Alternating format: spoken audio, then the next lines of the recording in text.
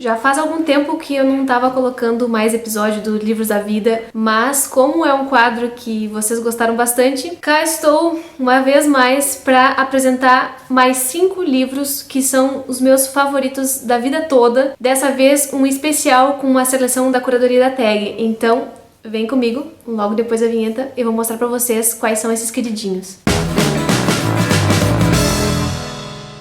Pra quem chegou agora aqui no canal e não sabe do que eu tô falando, esse é um quadro que eu criei pra apresentar todos os livros que são meus favoritos da vida. Como assim todos os livros, Jéssica? Bom, todos os livros que forem chegando e se somando a essa lista. Eu já tenho alguns favoritos da vida, são vários na verdade, e a cada vídeo novo eu apresento 5 livros que já estão nessa lista pra vocês conhecerem e saberem um pouquinho mais do meu gosto e também pra conhecer essas obras como uma forma de indicação temática. Dessa vez eu vou falar de 5 livros que foram enviados pela Tag Curadoria e que se tornaram meus favoritos por motivos bem diversos, mas eu acredito que com essa seleção aqui vocês vão conseguir perceber basicamente tudo que eu faço, as leituras que me guiam, as motivações que me fazem procurar essas leituras, né? E de certa forma vai ser um pouco a cara do canal, acho eu, espero que sim.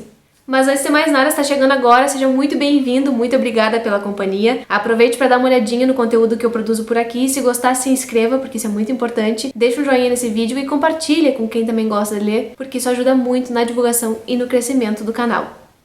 Vou apresentar esses livros para vocês por ordem de leitura mesmo, ou seja, pela ordem que eles chegaram aqui em casa. Vocês vão ver que faz um tempinho já que eu li essas obras, e pelo menos as primeiras aqui eu ainda não tinha feito um vídeo específico, como uma resenha. Já para as 3 últimas, vou deixar o vídeo indicado aqui no card e também na caixa de descrição do vídeo.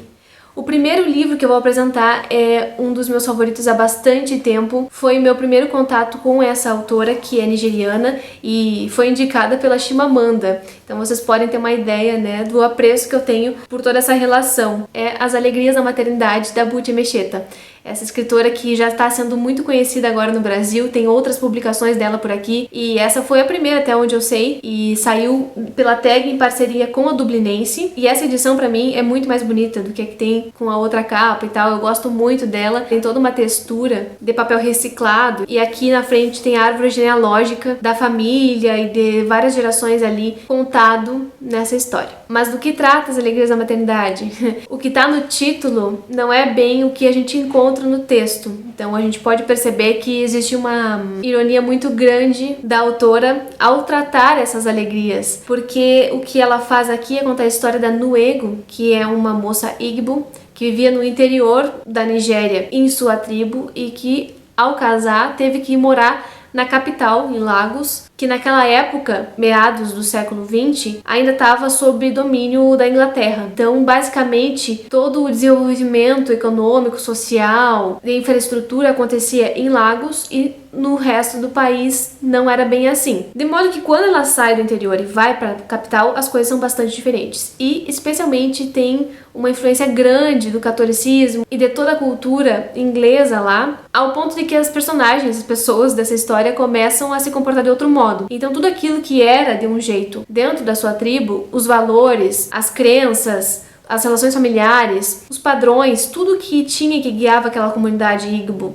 lá na aldeia dela de origem, na cidade grande era completamente diferente, e ela tem que se adaptar e muito rápido a isso, e claro que não vai ser uma coisa fácil. Eu gosto desse livro porque ele me traz uma vivência que eu jamais conheceria de outro modo, a não ser pela leitura, e gosto muito sempre de conhecer essas coisas das tribos africanas, especialmente as Yorubás e as Igbos, que são da Nigéria, porque isso tem muita influência assim nas culturas que hoje em dia eu estudo, por exemplo, por meio da religiosidade. Então é sempre pra mim muito gostoso ver isso, mas aqui a gente não tem muito consolo, sabe? Ao conhecer esse estilo de vida e ver o peso de uma cultura patriarcal na vida das mulheres, não tem como a gente ficar feliz. A gente não vê nenhuma alegria nisso, a gente vê, pelo contrário, muito sofrimento dessas mulheres que tentam se enquadrar em papéis de gênero que não as fazem felizes, né? Uma coisa muito absurda, assim, ver como isso se constitui e pensar que essa personagem principal aqui, a Nuego, ela foi criada para ser mãe, e nesse caso, ela teria que ser mãe de filhos homens, porque os homens têm mais valor nesse contexto. Quando ela pare filhas mulheres, ela sofre todo tipo de ameaças e rechaços e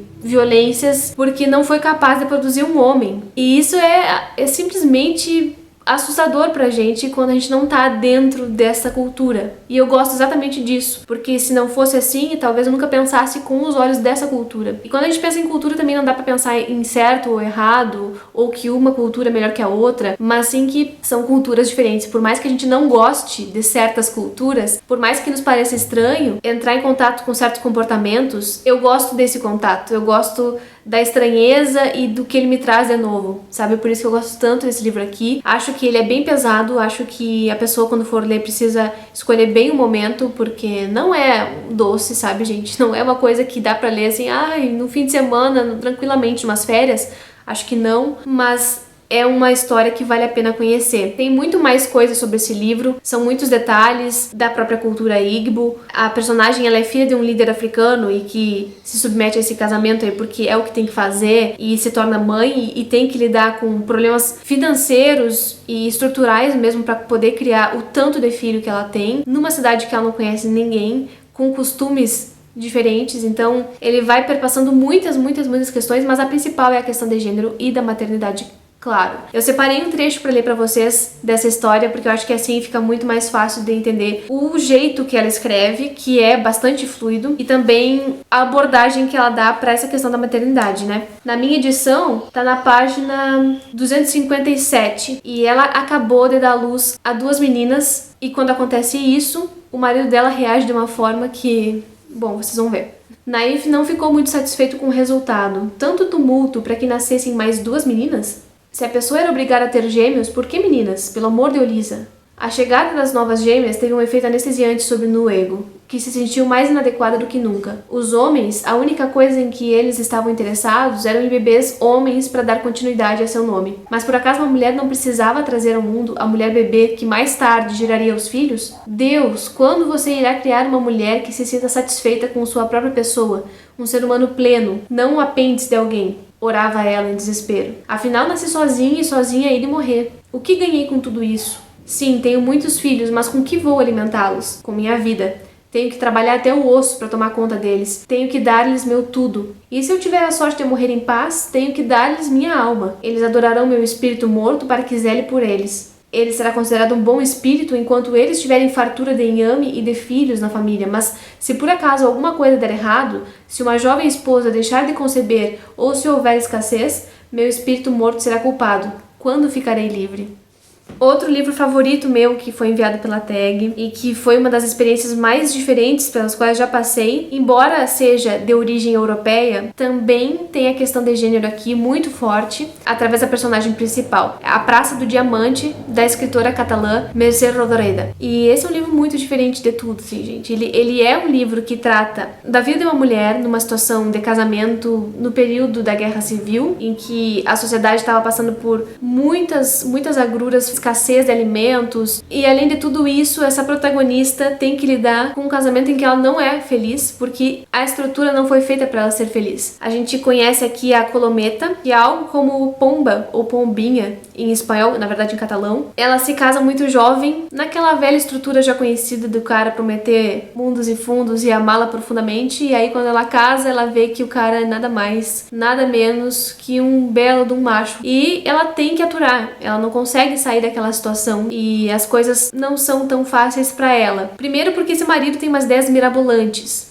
e ele inventa certas modas que não fazem o menor sentido para ninguém e que ela é obrigada a aturar. Nisso vem filhos também e a situação não é favorável para Colometa. Ao mesmo tempo, eu acho que ela consegue ser muito forte apesar de tudo isso. Nesse sentido, esses 2 livros se parecem, As Alegrias da Maternidade e esse daqui. Apesar de no primeiro caso se tratar de uma mulher negra dentro da Nigéria, num contexto africano, e aqui se passar na Espanha, né? Elas têm essa coisa em comum que é o gênero e esses casamentos, essa estrutura de casamento extremamente patriarcal. Já faz muito tempo que eu li esse livro, não tem resenha aqui no canal e por isso eu vou ler alguns trechos pra vocês. O primeiro trecho que eu vou ler é pra vocês terem uma ideia do ambiente da casa dela. Dentre essas ideias mirabolantes que o marido dela tem, uma é a de criar pombos. Uma ideia que ele tira absolutamente do nada e ele acha que vai ficar rico com isso e força essa criação de pombos que acabam invadindo a casa deles e tornando a casa um chiqueiro praticamente. E isso afeta a personagem extremamente, assim. Do início ao fim da narrativa, esses pombos estão presentes. Isso, aliás, é uma coisa que ela fala no pós-fácil, né, sobre a obra. Queria trazer uma situação absurda, uma situação meio kafkiana. E nisso ela pensou nos pombos, e esses pombos realmente estão aí pra atormentar essa mulher. Podia ser qualquer animal, mas não sei por que ela escolheu um pombo. Mas tudo bem.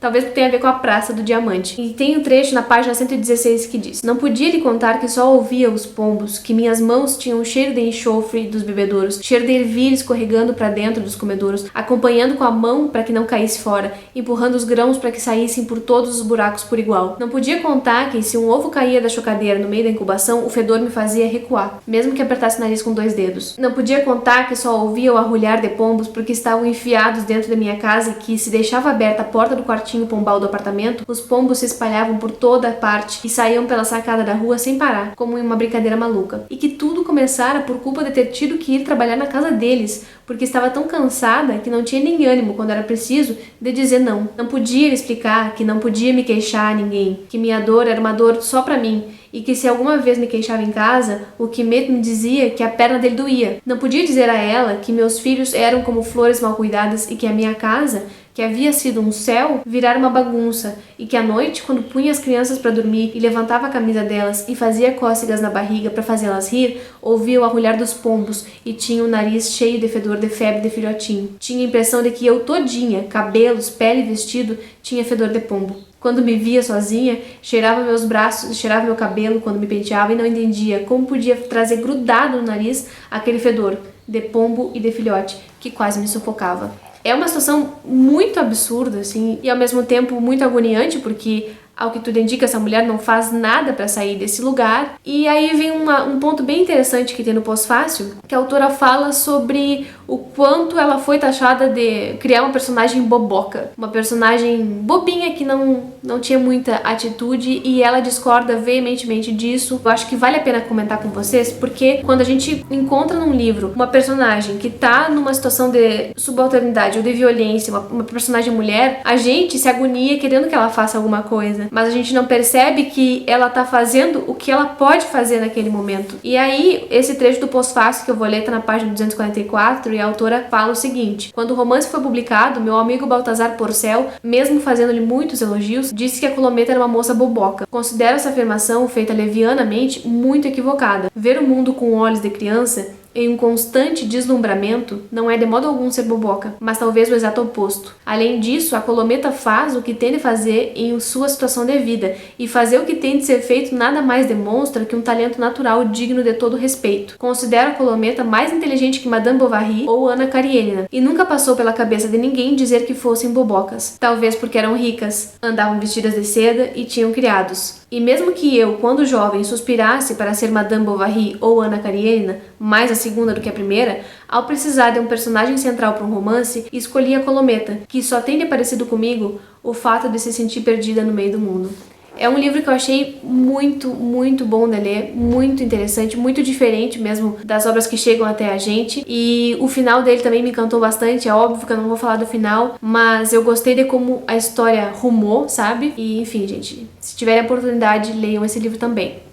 Depois disso, outro que eu tenho pra indicar pra vocês como um dos meus favoritos da vida, acho que não é novidade pra ninguém, porque eu já falei 55 vezes sobre esse livro aqui, é o Alforge, da Bahrieh Najavani, que é essa escritora iraniana maravilhosa, que chegou no Brasil através dessa publicação, mas também já tem outras coisas dela por aqui, inclusive um livro que eu mostrei há pouco, num book haul aqui no canal, que é o Nós e Eles, e esse livro eu achei uma das coisas mais bonitas já escritas, pela linguagem da autora, pela forma como é feita e pela mensagem que traz. Sobre esse já tem uma resenha aqui no canal, em que eu falo tudo que me encantou nessa leitura. Eu vou deixar a resenha aqui, confiram, porque lá também leio alguns trechos e explico melhor o meu ponto. Mas o que eu gosto muito desse livro é que ele faz a gente exercitar realmente a mudança de perspectiva, faz exercitar a complexidade das situações da vida, que nunca é preto no branco, nunca é 8 ou 80. Sempre tem muito mais nuances do que isso, e a gente tenta muito fazer com que as coisas sejam cartesianas, e as coisas não são. A vida não é cartesiana, o mundo não é, as relações humanas não são cartesianas. Pra mim, esse livro é uma boa oportunidade de repensar sobre isso. E também, claro, uma forma de treinar a empatia. Porque aqui a gente tem uma situação só no livro, mas multifacetada, porque a gente acompanha aquele mesmo período de tempo pelo olhar de 9 personagens diferentes. Então, no primeiro capítulo, por exemplo, que é o capítulo do ladrão, a gente vai vendo pelo narrador o que tá acontecendo com aquele ladrão. Passam, sei lá, umas 20, 25 páginas daquele capítulo e acontece uma determinada coisa. Fecha capítulo, começa um novo capítulo e já é outro personagem. A noiva. E aí a gente vai ver a noiva se aproximando e passando pelo mesmo lugar que o ladrão acabou de passar e tendo uma experiência completamente diferente porque ela tá em outra situação. Ela é uma noiva que tá numa caravana rumando ao seu casamento. Fecha o capítulo da noiva e então vem o capítulo do líder, que também tá naquela caravana por outros motivos completamente diferentes. E nisso a gente percebe, assim, claramente como uma mesma situação pode ser vivenciada de diferentes formas por diferentes pessoas. Nunca é a mesma coisa. Mesmo que alguém compartilhe um evento, tenha passado por uma coisa juntos, a experiência de cada um vai ser diferente. E isso deve ser considerado. Então eu gosto demais desse livro por conta disso, por essa variedade. E não é uma coisa didática, pedante. Ah, agora vocês vão ver o ladrão passando por isso. Agora vocês vão ver a noiva. Agora vocês vão ver o derviche. Agora... Não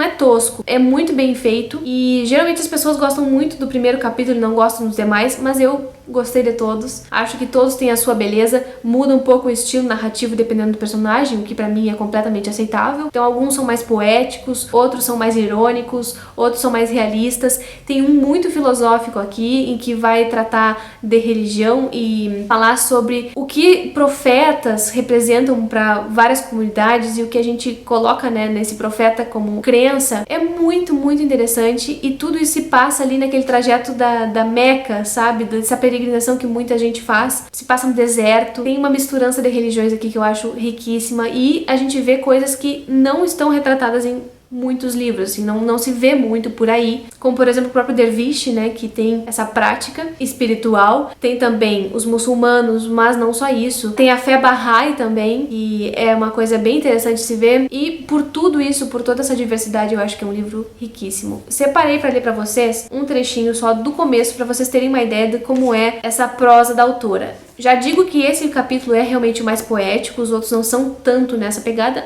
mas não deixa de ser bonito, cada um a seu modo. No capítulo 1, então, na primeira página, começa a história assim. Havia um ladrão que ganhava a vida roubando os peregrinos na estrada entre Meca e Medina. Era um beduíno que havia nascido nas dunas e nunca teve pai. Os sacerdotes também eram estranhos para ele, que nunca deu importância ao profeta ou às suas leis. Como foi criado por várias mães, as quais tinham morrido, todas elas, antes que ele aprendesse a arte de bater carteiras, o ladrão recebeu pouco amor e nenhuma instrução, mas sempre fora livre. Para o beduíno, liberdade era o ar do deserto que ele respirava. Esse era o espaço aberto do possível, entre o conhecido e o negado, o espaço desabitado da expectativa entre fatos aparentes. Ele havia nascido com essa herança de vazio, era um legado que ganhara de graça. Ainda menino, sabia o valor daqueles sentidos que tinham de ser imaginados como reais. Porém, ele ainda precisava definir por si mesmo aquela liberdade. É lindíssimo. É um dos meus livros que aquece o coração, assim, daqueles que eu gosto de voltar e folhear um pouquinho às vezes para lembrar essas coisas tão bonitas que ele trata. Recomendo com muita força que vocês leiam, porque com certeza vai ser uma experiência bem diferente. Caso vocês ainda não tenham lido, né? Porque eu sei que muita gente assinou a tag nesse período aí e tem essa obra em mãos. Mas caso não tenha a edição da tag, que é bem bonita, tem também uma edição comum no mercado, facinho de achar. Outro favoritaço, e foi uma das coisas mais diferentes que eu vivenciei como leitora, e eu sei que eu tô falando um pouco sobre isso, né, que todo livro é bem diferente, sim, mas talvez esse seja o mais fora da curva que eu já li. Casualmente é um livro japonês, eu tenho lido algumas obras japonesas esse ano, já li 2, li Relatos de um Gato Viajante, vai estar aqui também no card pra vocês conferirem, foi uma experiência bem boa de leitura. Li também o Tsugumi recentemente. Se nesses 2 livros que eu acabo de citar, eu achei que as personagens todas são muito educadas, são muito calmas, são muito preocupadas com o outro. Nesse livrinho aqui, o que a gente tem é loucura total. É uma obsessão, é um ódio, é amor, todos os sentimentos à flor da pele, se chocando na narrativa. Esse livro é o Voragem, do Junichiro Tanizaki, esse escritor japonês tão conhecido, e o que mais me surpreende aqui é que esse livro foi lançado entre 1928 e 1931 por meio de fascículos, né, que eram aquelas doses homeopáticas de livro publicadas em jornal, por exemplo. E por que é surpreendente? Porque aqui a gente tem um relacionamento lésbico, e eu vou repetir, um livro publicado entre 28 e 31. Sabe o que isso representa? Assim, pra mim isso é revolucionário. Eu achei muito, muito interessante conhecer essa história e conhecer essas personagens que trabalham o tempo todo com essa ideia de amor e ódio, traição, vaidade, ciúme, os sentimentos que são os mais rechaçados, né, por nós, aqueles que a gente quer negar que tem, aqui tá tudo explicitado. E esse foi um livro indicado pela Eliane Brum, que é essa escritora brasileira, né, jornalista, mas escritora também, e eu acho que faz todo sentido que ela tenha indicado, porque o único romance que ela tem até o momento, que é Uma Duas, é tão visceral quanto esse aqui. Eu acho que tem um gosto aí particular da autora, né? Mas já fiz resenha sobre esse livro e nessa resenha eu tentei meio que defender o livro, porque teve gente que odiou a história, que detestou os personagens, e eu acho que muito desse detestar o personagem tem a ver com a nossa incapacidade de aceitar as coisas feias sendo representadas, né? Porque a gente gosta muito de coisa bonita, de coisa com valor que seja aceito aí socialmente, mas quando aparece o ser humano na sua essência, a gente já tem uma certa dificuldade. E aí, caso vocês queiram assistir, vai estar aqui também no link. Eu acho que vale a pena. Lá eu falei outras coisas que eu não vou falar aqui, mas o que eu gosto é isso, exatamente essa situação de amor e ódio que se desencadeia entre duas personagens, a Sonoko e a Mitsuko. A Sonoko é a narradora, de certo modo, e ela tá contando a história para o sensei, que é como um professor. E o narrador é que usa esse artifício, né, da Sonoko contar a história pro sensei então escrever um livro sobre isso. Mas ao mesmo tempo já está sendo escrito esse livro. E ela conta essa experiência que ela teve quando jovem, que foi esse apaixonamento pela Mitsuko. Ela era, até então, a Sonoko, uma jovem casada com um cara pacato e que tava ali numa situação tranquila de vida, tudo se estabelecendo nesse modelo aí ideal, e ela resolve fazer aulas de artes, e nessas aulas ela conhece a Mitsuko e ela tem uma beleza estonteante. Chega um momento em que elas têm que fazer pinturas de corpos mesmo, e aí é nisso que se dá o começo da relação das duas, primeiro como uma amizade, mas logo em seguida isso vira uma obsessão, e elas têm um relacionamento muito, muito complicado. Ao mesmo tempo em que se amam e se adoram, se odeiam e disputam espaço, vivem um relacionamento completamente tóxico. E é uma loucura isso aqui. Tem cenas de gritaria, de tapa na cara, de briga, sabe? Uma coisa que eu nunca imaginei vindo de um autor japonês. E eu devorei esse livro. Eu achei ele ótimo de se ler. Achei muito interessante. Parece um drama mexicano até, nessa questão das brigas, das discussões e da visceralidade. Eu acho que eu não vou ler trecho nenhum desse livro aqui pra vocês, porque realmente lá no outro eu já fiz uma citação muito longa, e então fica aí o convite para vocês assistirem a resenha, que aí facilita a nossa vida, porque esse vídeo tá ficando muito, muito longo. Por fim, mas de modo algum menos importante, um dos meus autores mais amados, por causa justamente desse livro, porque eu já li outras obras, mas essa aqui é a minha favorita, eu vou falar pra vocês sobre o Primavera num Espelho Partido, do Mário Benedetti, escritor uruguaio. Esse livro se tornou um favorito porque ele representa muitas das coisas nas quais eu acredito, do mundo no qual eu acredito, e a gente compartilha visões aqui políticas muito sérias. Então eu gosto dele porque ele denuncia a ditadura uruguaia e mostra a vida dos militantes e a vida dos familiares também, que quando acontece, né, a perseguição política, esses familiares também sofrem com isso, e mostra, assim como o Alforge, um mesmo período histórico por diferentes personagens. E eu já falei sobre esse vídeo numa resenha aqui específica pro projeto Leia Latinos, que eu vou deixar linkado aqui no card, já faz um tempo, foi no ano passado, mas lá eu falei bastante, não só desse livro, como da obra do Benedetti, e citei outras coisas para vocês conhecerem também. Quem chegou por agora no canal, talvez valha a pena dar uma olhadinha lá nesse outro vídeo. Esse livro eu acho bonito porque ele tem uma linguagem, além de muito acessível, muito perspicaz pro ser humano que tá ali. Não importa se esse ser humano é militante, se esse ser humano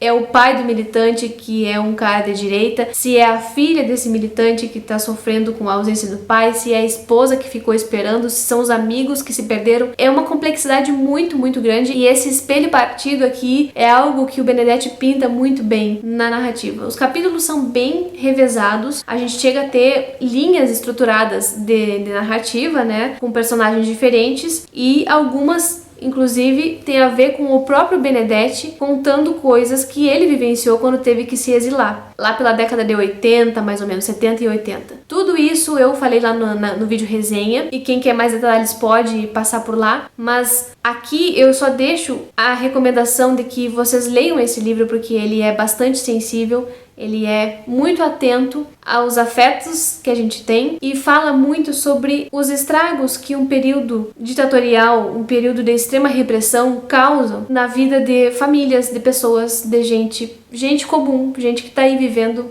e que acaba sofrendo esses impactos. Fala sobre liberdade, sobre vida, sobre o sentido da vida, sobre o passar do tempo, sobre as motivações que as pessoas têm quando estão na prisão, por exemplo, motivações para continuar existindo, porque tudo lhes é negado. Contato com família, mal podem escrever cartas e o quanto isso vai afetando essas relações, né? Benedetti faz isso de uma forma bem singela, não é um livro que se pretende hermético, sabe? Ele não é um livro que vai encher a gente de coisas difíceis, ele é simples na linguagem, mas profundíssimo nesse olhar para os afetos. Então, é por isso que se tornou um favorito da vida também. Foi uma grata surpresa ter o Benedetti sendo enviado pela TAG e eu espero muito que esse livro seja reeditado, porque por enquanto parece que ainda está esgotado aí em edições anteriores. É um livro curtinho que eu li em 24 horas, pelo que eu me lembro foi de um sábado para um domingo, de tanto que a história me pegou e me emocionou bastante. Tem um final bem aberto, há quem não goste de finais abertos, eu não tenho problema algum com isso, e se vocês gostam também desse tipo de leitura, vão certamente gostar desse aqui.